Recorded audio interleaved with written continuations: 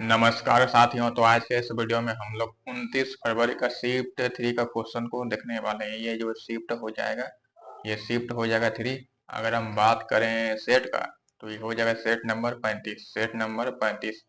चलिए क्वेश्चन को देखते हैं। पहला क्वेश्चन देखिए, 14 पंप प्रतिदिन 8 घंटे काम करके एक पूर्णतः भरे जलाशय को 18 दिनों में खाली कर सकते हैं।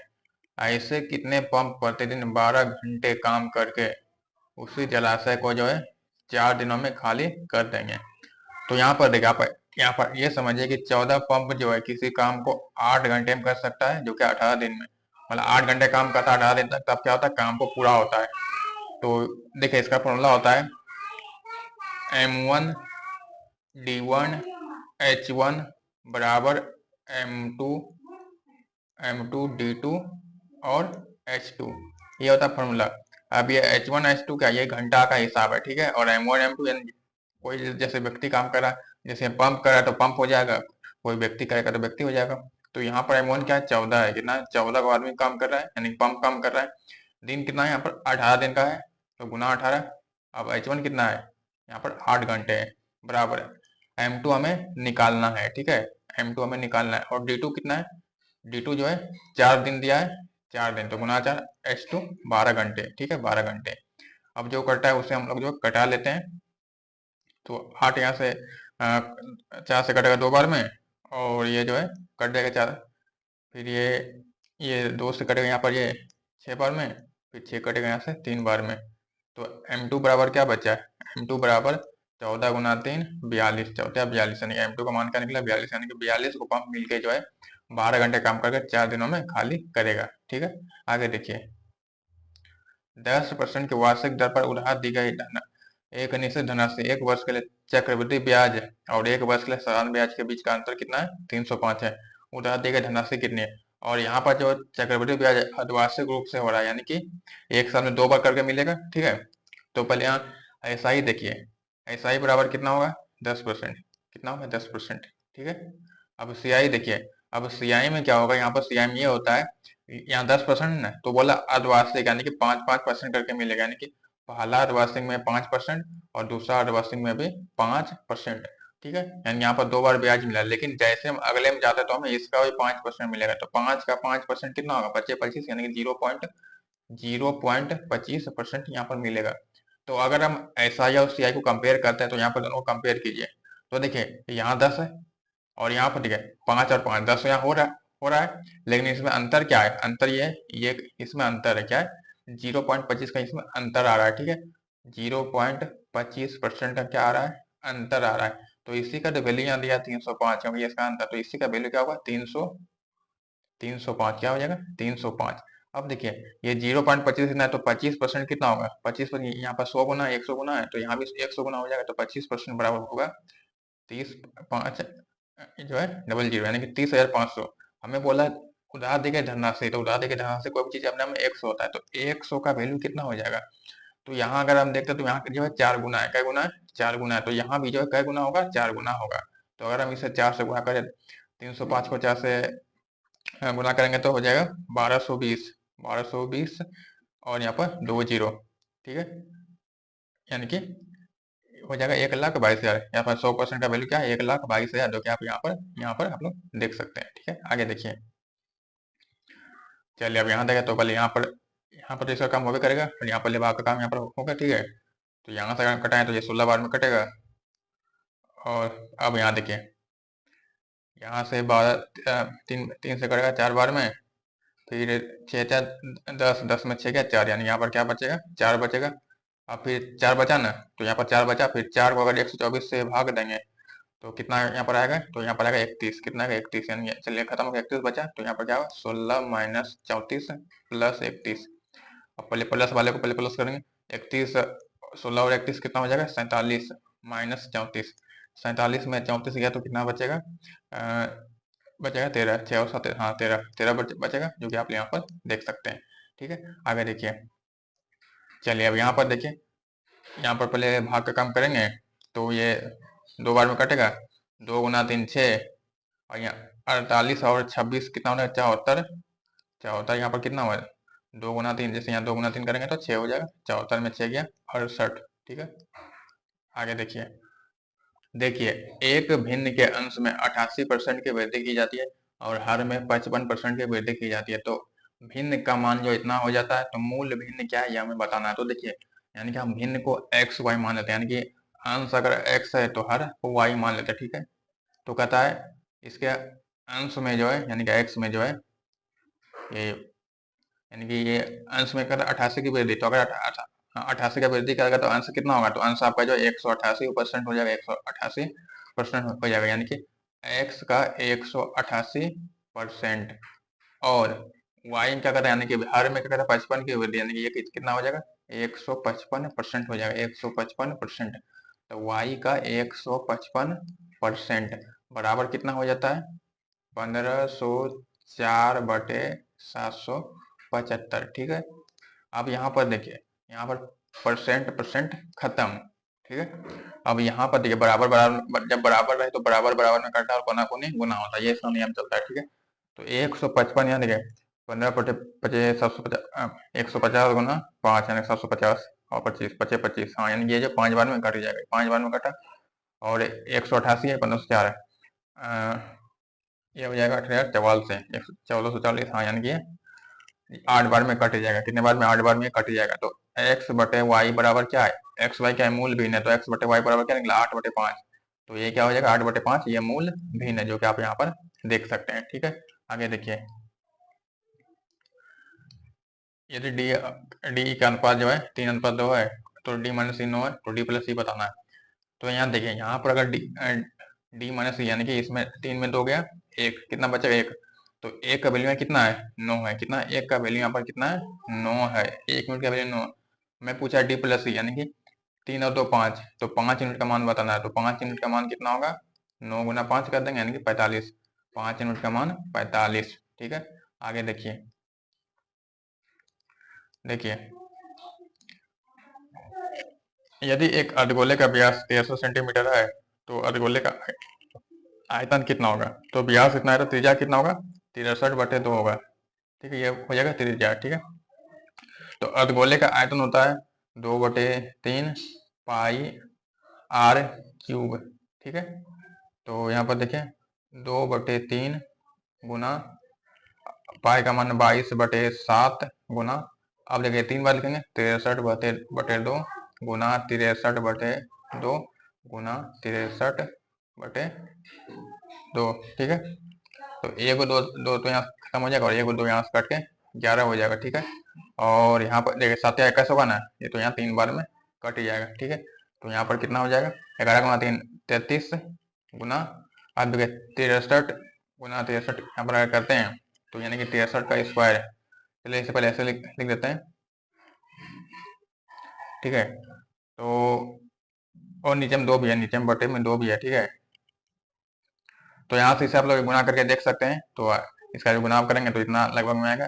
तो अगर आप करना चाहे तो आप करके देख सकते हैं, जैसे इसका स्क्वायर करेंगे तो इसका, अगर हम इसका स्क्वायर करें तो स्क्वायर कैसे करते हैं, आसान तरीका करके स्क्वायर करेंगे, जैसे 63 है, इसका स्क्वायर करेंगे आसान तरीका, पहले 6 का स्क्वायर करेंगे, 6 का 36 होगा, और 3 का क्या होगा, 9 होगा, 9 एक अंक का है इसलिए 0 9 लिखेंगे। ठीक है, अब इन दोनों 6 गुना 3 18, 18 36, बस 36 को एक अंक छोड़ के लिख देंगे, तो बस प्लस करेंगे 9 6 फिर 9 3 39 69 कितना है, 33 गुना 3969/2। अब देख हम इसे लगभग में 4 मानते हैं, 4000, तो 4000 को 2 से भागने कितना आएगा, तो 66 आएगा, क्योंकि लगभग में यानी जब उससे कम ही आएगा, तो 66 गुना 33 मतलब 66 करते हैं 2 आएगा, यहाँ 2000 आएगा, तो 33 गुना 2 करेंगे 66,000 लगभग में आएगा, जो कि लगभग में आप यहाँ पर देख सकते हैं। ठीक है, आगे देखिए। जब किसी संख्या का 32% 476 में जोड़ा जाता है तो परिणाम में वही संख्या प्राप्त होती है जो संख्या का मान है। यानी कि मान लेते कोई संख्या 32%, यानी बोल रहा है कि 32% में 32% जब है, इसलिए जब ये 496 में 76 में जब जोड़ा जाता है तो क्या हो जाता है, संख्या हो जाता है। संख्या कितना है, 100%, यानी कि 100% हो जाता है, 100%। ठीक है, तो 32 उस पार जाएगा, यानी कि 32 उस पार जाएगा तो 100 में 32 गया 68, यानी कि 68% का मान कितना है, 68% का मान कितना है, 476। हमें संख्या का मान पूछ रहे हो, संख्या का मान कितना है, 100 है, तो 100 का वैल्यू यहाँ पर क्या हो जाएगा, 100% बराबर 476 बटे 68 गुना 100। ये लग रहा है 17 से कटेगा, देखिए देखते हैं। ये 4 बार में और ये 17, देखिए 34 से 2 बार में, शेष तो कितना बचा, 7 और 6 13, फिर 136 आपका 8 बार में, फिर 4 से कटेगा ये 7 बार में, तो 7 गुना 100 यानी कि 700। संख्या क्या है, 700। ठीक है, आगे देखिए। एक व्यक्ति ने 15% वार्षिक की दर से पर जो है साधारण ब्याज पर एक निश्चित धनराशि ऋण पर दी, और उस धनराशि पर 6 वर्षों में प्राप्त ब्याज ऋण पर दी गई धनराशि से 800 रुपये कम है। तो ऋण पर दी गई धनराशि कितनी है, यहाँ देखिए 15% क्या दर है, कै साल का, 6 साल के लिए, तो 15 गुना 6 यानी कि 90%, यानी कि 90% क्या मिलेगा, ब्याज मिलेगा। अब ये जो ब्याज मिला ये क्या है, धनराशि से क्या है, धनराशि 100% है, धनराशि 100% है। तो वहाँ अगर हम इससे देखते हैं तो इसमें ये कितना कम है, ये कितना कम है, तो कम कितना है, 10% कम है। कितना कम है, 10% कम है, 10% कम है। लेकिन रुपए में कितना कम है, तो रुपये में अगर हम देखते हैं तो यहाँ पर 800 कम है। कितना कम है, यानी कि 10% का वैल्यू कितना हो जाएगा, 800। हमें धनराशि पूछा था, धनराशि कितना होगा, 100%, यानी कि इसका 10 गुना है। तो यहाँ भी क्या होगा, इसका 10 गुना होगा। तो 800 को 10 से गुना करेंगे तो 8000, ठीक है, जो कि यहाँ पर आप लोग देख सकते हैं। आगे देखिए, एक कुर्सी 1500 रुपये में खरीदी जाती है और 25% की हानि पर बेची जाती है, विक्रय मूल्य। तो देखिए 1500 में खरीदा और कितना बचा, 25 का हानि, इसका मतलब 75% में बेचा है। तो बस कुछ नहीं, 1500 का 75%, 75 बटे 100। ठीक है, यहाँ से 0 0 खत्म। अब 15 गुना 75 करेंगे, तो अगर 15 गुना 100 करते तो 1500 होता है, फिर 25 यानी कि 1500 को 4 से अगर भाग देंगे तो कितना आएगा, 375। तो 15 में 3 गया 12, फिर 12 में 75 गया, यानी 1125, यानी 1125 यहाँ पर आएगा। ठीक है, आगे देखिए।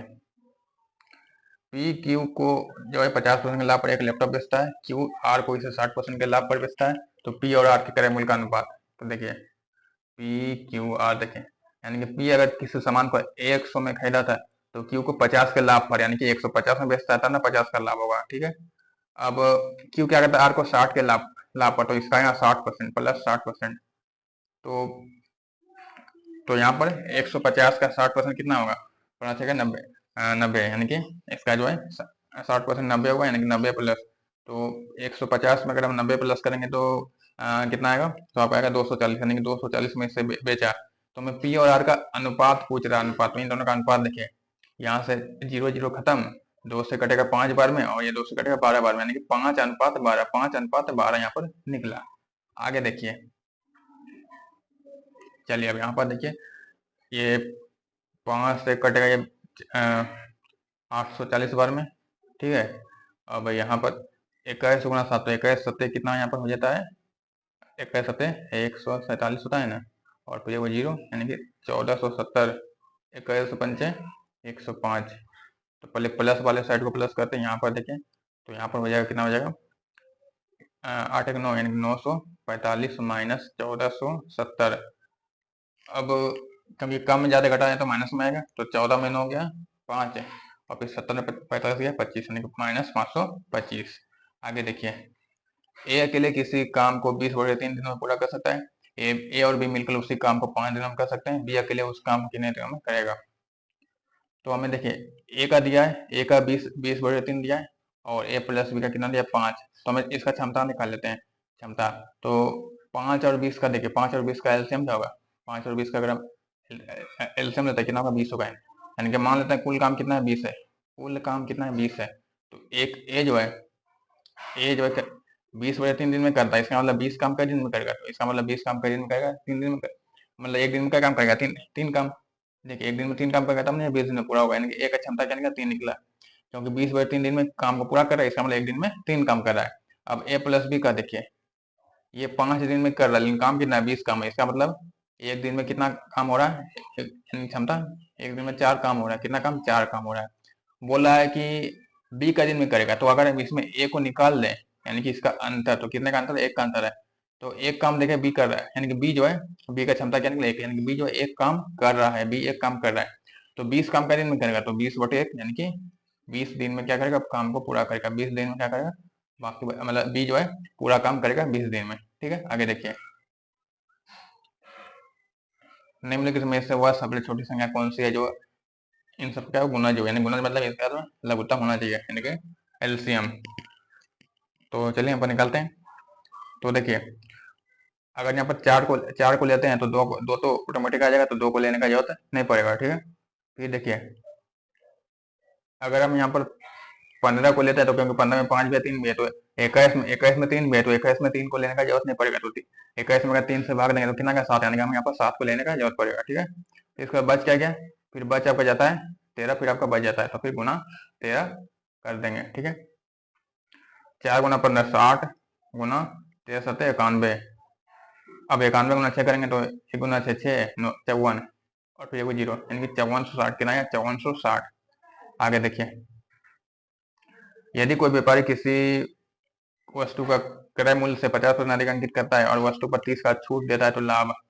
तो सीपी अगर 100 है तो एमपी वो क्या करता है, एमपी यानी कि क्रय अंकित मूल्य कितना करता है, 50 अधिक, यानी कि 150 अंकित करता है। फिर एसपी क्या करता है, इस पर जो 30% का छूट देगा तो कितना हो जाएगा। तो अगर इसमें -30% करेंगे तो पहले 50 यानी 45 रुपए का छूट देगा, तो 150 में 50 गया, यानी 105, यानी 105 में बेच रहा है। तो बोला लाभ कितने का, तो यहाँ पर कितने का लाभ हो रहा है, 5% का, क्योंकि कंपेयर 100 से हो रहा है, चाहे 5% ज्यादा है तो इसका मतलब 5% का क्या हो रहा है, लाभ हो रहा है। आगे देखिए, एक दुकानदार एक वस्तु के अंकित मूल्य पर जो 18% की इस प्रकार छूट देता है कि विक्रय मूल्य जो है इतना हो जाता है, तो अंकित मूल्य। तो देखिए, अगर 18 का छूट देगा इसका मतलब 82% में बेच रहा है, 82% में बेच रहा है, तो 82% का वैल्यू कितना है, यहाँ विक्रय मूल्य 594, 574, कितना 574। ठीक है, 82% का वैल्यू हमें बोला अंकित मूल्य, तो अंकित मूल्य तो आपका 100% होगा, 100%, तो 100% बराबर कितना होगा, 574/82 गुना 100। ठीक है, अब ये जो है, हाँ ये जो है 82 जो है, हाँ इससे कट जाएगी, क्योंकि अगर 80 रहता तो 56 रहता तो 7 बार में कट जाता, 500 का 60 रहता तो, लेकिन 594 यानी 12 जाते हैं, तो 2 गुना नहीं 14 जाते हैं, तो 2 गुना 7 14 है, हाँ यानी कि ये जो है 7 बार में कट जाएगा, 7 बार में कट जाएगा, तो 7 गुना 100 यानी कि 700, अंकित मूल्य क्या है 700। आगे देखिए, देखिए तीन संख्याओं का अनुपात जितना है तो तीनों का योग कितना है, तो सबसे छोटी संख्या, तो तीनों का पहले योग देखिए, 5 और 6 11, 11 7 18, तो 18 का वैल्यू है कितना है 540, यानी कि एक का वैल्यू कितना होगा, एक का वैल्यू कितना हो जाएगा, 3 बार में कटेगा 30, एक का वैल्यू क्या निकला 30, हमें बोला छोटी संख्या, तो छोटी संख्या क्या है 5 है, तो 5 का वैल्यू कितना होगा, 5 गुना 30 यानी कि 150, कितना होगा 150 होगा छोटी संख्या। अगर बड़ी संख्या पूछता तो 7 को लेते 7 21 नहीं 210 होता, अगर बड़ी संख्या पूछता तो। ठीक है, आगे देखिए, 17 छात्रों का औसत भार 53 kg है, उस समूह में नए छात्र को शामिल करने के बाद औसत भार 2 kg बढ़ जाता है, तो नए छात्र का भार कितना है। तो देखिए, अगर यहाँ वृद्धि नहीं होता, अगर यहाँ औसत उतना ही रह जाता तो नया छात्र का भार जो 53 ही होता, अगर वृद्धि नहीं होता तो उसका 53 ही होता, लेकिन क्या वृद्धि हो रहा है, तो वृद्धि हो रहा है तो प्लस करेंगे। ठीक है, वृद्धि हो रहा है तो प्लस करेंगे। ठीक है, तो कितने का वृद्धि हो रहा है, 2 kg का वृद्धि हो रहा है, और छात्र कितने हैं, 17 को पहले से था, फिर एक शामिल हुआ, 18 को छात्र होगा, तो ये जो 2 है 2 kg कैसे बढ़ा, 18 का उसमें हिसाब है, तो 2 गुना 18 करेंगे। ठीक है, तो 53, 2 गुना 18 36, 53 और 36 कितना होगा, 53 और 36 हो जाएगा 89, यानी जो नया छात्र है उसका वजन कितना है 89 kg है। ठीक है, आगे देखिए, अमन जो है 5 किलोमीटर की चाल से चलता है और 28 मिनट की देरी से स्कूल पहुंचता है, यदि वह 8 किलोमीटर की चाल से चलता है तो वह निर्धारित समय से 35 मिनट पहले पहुंचता है, तो उसके स्कूल से घर की दूरी, तो बस इसका फॉर्मूला, यहाँ दूरी पूछा है तो इसका फॉर्मूला होता है डी बराबर एक्स वाई बटे एक्स माइनस वाई गुना टी। ये जो समय, ये टी मतलब समय, ये कौन समय, ये अंतर है, ये जो टी मिला है ये अंतर, ये टी बराबर अंतर, ये टोटल समय नहीं, ये अंतर वाला समय, अंतर। तो देखिए, तो एक्स वाई क्या है, अलग अलग दूरी है, तो कितना है 5 है, और दूसरा दूरी 8 है, एक्स माइनस वाई यानी कि इन दोनों का अंतर है, तो 5 और 8 में कितने का अंतर है, तो 3 का अंतर है, तो बस बटे 3 लिखेंगे। अब समय देखिए, यहाँ पर समय का अंतर क्या है, यहाँ पर 28 में देरी हो रहा है, देरी हो रहा है, और यहाँ पहले हो रहा है, तो यहाँ देरी है यहाँ पहले, यानी इसका मतलब दोनों का प्लस होगा, दोनों का क्या होगा प्लस होगा, ठीक है। अगर दोनों, अगर यहाँ भी देरी होता और यहाँ भी देरी तब माइनस होता, या फिर यहाँ भी पहले होता यहाँ भी पहले होता तब भी माइनस होता, लेकिन यहाँ क्या है, यहाँ देरी है और यहाँ पहले है, तो इसमें दोनों प्लस होगा। तो 35 और 28 कितना होगा, तो 35 और 28 हो जाएगा 63। 63 ये क्या है, मिनट है, मिनट है। तो मिनट को घंटा बदलने के लिए बटे 60 करते हैं, मिनट को घंटा बदलने के लिए बटे 60 करते हैं, क्योंकि ये जो समय आपका घंटा में होना चाहिए, तो बटे 60 हो जाएगा। ठीक है। अब जो कटा है उसे हम लोग कटा लेते हैं, तो 3 से कटेगा ये 63 जो कितने बार में, 21 बार में। ठीक है। फिर ये कटेगा, ये 12 पंचे 60, और फिर 3 से कटेगा 4 बार में कटा, और यहाँ पर ये जो है 3, हाँ 3 से 4 बार में कटा, और ये 3 से जो 7 बार में। ठीक है। और यहाँ पे 4 से जो है 2 बार में कटा, तो 2 गुना 7 कितना हुआ, 14, यानी कि 14 किलोमीटर क्या है, दूरी है। ठीक है। चलिए अंतिम सवाल बचा, इसे जल्दी से देख लेते हैं। तो एक खिलाड़ी के 6 मैचों में औसत रन 37 है, उसे अपना औसत 40 करने के लिए अगले मैच में कितने रन बनाने होंगे। तो देखिए उसका 6 मैचों का औसत कितना है, 37 है, यानी कि एक और अगर मैच खेलेगा तो उसका मैच कितना होगा, 7 को टोटल मैच हो जाएगा। ठीक है। और औसत कितना है, 37 है। तो देखिए अगर उसे 37 ही करना होता, अगर उसे औसत अगर वृद्धि नहीं करना होता तो उसे कम से कम 37 रन तो बनाना पड़ेगा। ठीक है। कम से कम तो 37 रन बनाना पड़ेगा, लेकिन क्या है, औसत उसका ज्यादा ही करना है। क्या करना है, ज्यादा ही करना है। जब ज्यादा करना है तो प्लस करेंगे। अब कितना ज्यादा करना है, तो 3 ज्यादा, या कितना है, 3 ज्यादा, 3 प्लस करना है। अब ये 3 प्लस होगा, उसे बाकी का मैचों में भी हिसाब देना है ना। तो टोटल मैच कितना हो जाए, 7 मैच यहाँ हो जाता है, तो ये 3 रन जो है 7 मैच का हिसाब होगा। तो 3 गुना 7 करेंगे, तो 37 प्लस 3 गुना 7 21, तो 37 और 21 58, यानी उसे 58 रन बनाने होंगे, तब क्या होगा, वो उसका औसत जो है 40 यहाँ पर हो जाएगा। ठीक है। तो चलिए मिलते हैं जल्द अगले वीडियो में, तब तक के लिए जय हिंद, वंदे मातरम।